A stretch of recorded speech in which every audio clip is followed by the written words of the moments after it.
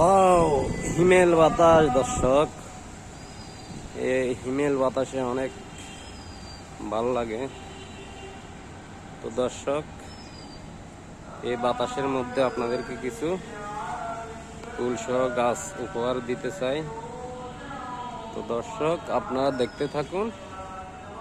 ভালো লাগলে আমাদের চ্যানেলটি সাবস্ক্রাইব করে পাশে থাকবেন।